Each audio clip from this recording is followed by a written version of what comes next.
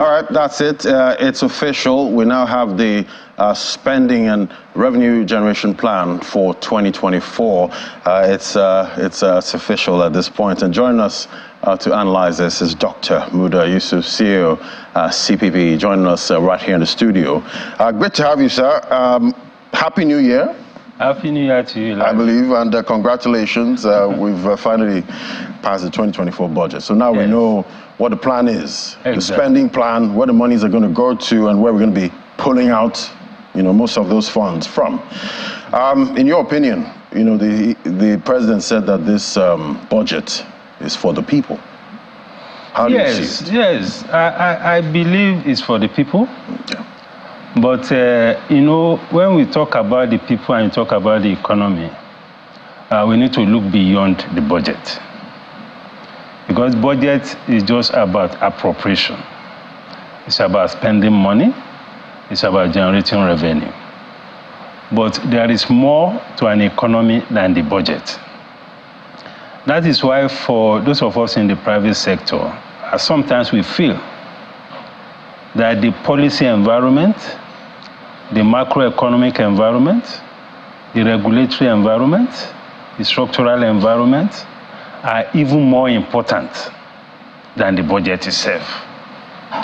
Because if you go through the what I can call the elementary literature of economics, the key drivers of an economy are: one, government expenditure, which is what this appropriation is all about.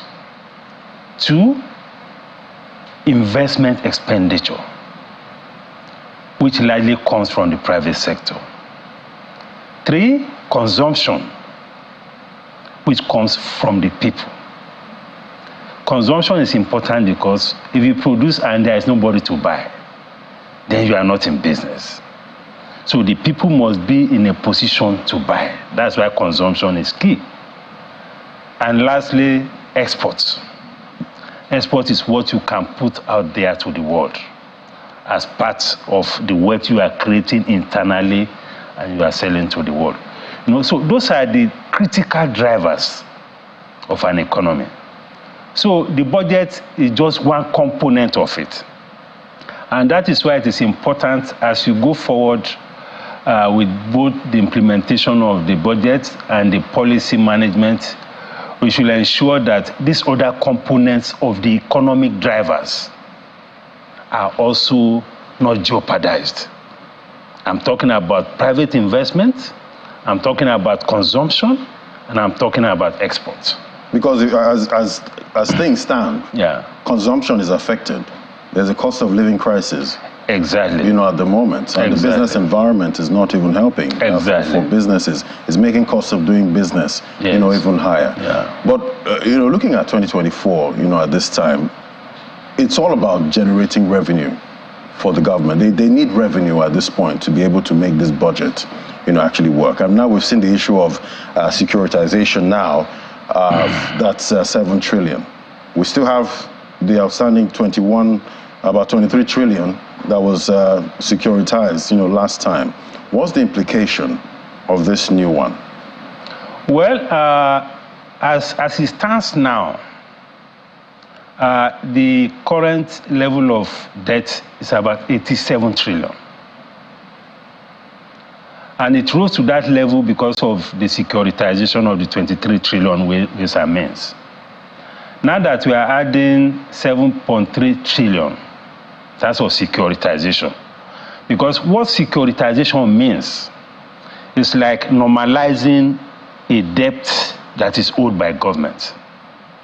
So you're moving it from the confines of the central bank to the purview of the debt management office, so that it is normalized as proper debt. So we have to add that 7.3 to the existing 87. So we are looking at somewhere close to 95 trillion naira in terms of the debt profile as we speak now. That, of course, is a major challenge. And this is also, within the first few months of the new government, and definitely we have how many more years to go, but we're already at 7 trillion. No, the point is that a large number of these are actually legacy debts. Some of these, even this 7.3, a large part of it were part of the exposure that existed before the advent of this administration. So what the administration is trying to do is to clean up the space, especially around this ways and means thing. And given the commitment of the Central Bank of Nigeria, because the governor has said it severally, that he was going to be strictly committed to compliance, and he was not going to go beyond or outside what the statutory provision is for ways and means.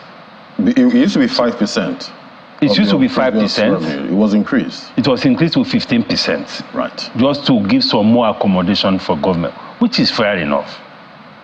If we're able to keep within that limit, then the risk of these ways and means to the macroeconomic environment will be much reduced.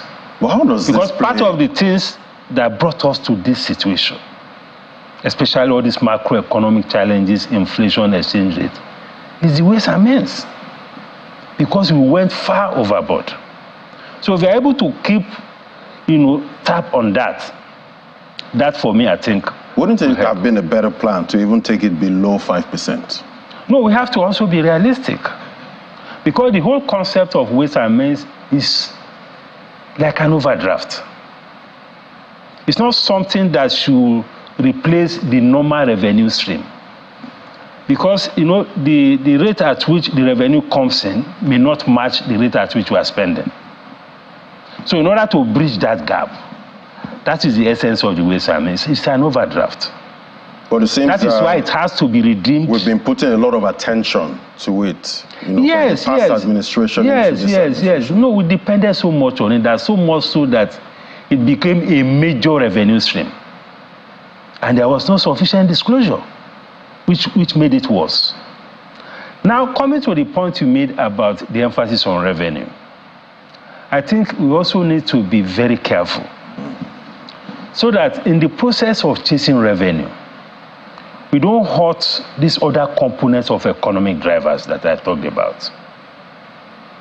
Because some of the agencies of government that have been saddled with revenue generation, not all of them were set up as revenue generating agencies. Now, from what I'm hearing now, practically all the government-owned enterprises have a mandate to go and generate revenue. And if you continue on that trajectory, it's going to hurt investments. It's going to hurt economic growth. I'm not saying that we should not grow revenue, but we should define the boundaries of how we generate the revenue and the role of the institutions of government.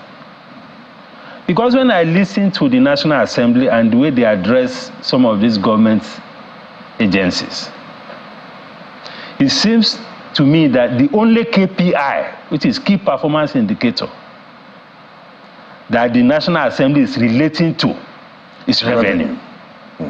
Because I heard the Senate President, he repeated it 3 times, revenue, revenue, revenue. And that has huge implications. It has huge implications for the economy. Because we are dealing with an investment environment where those who are investing are struggling. What do you think should be the priority for KPI, for these MDAs? No, the priority depending on what function you have. Some of them are enablers of investment.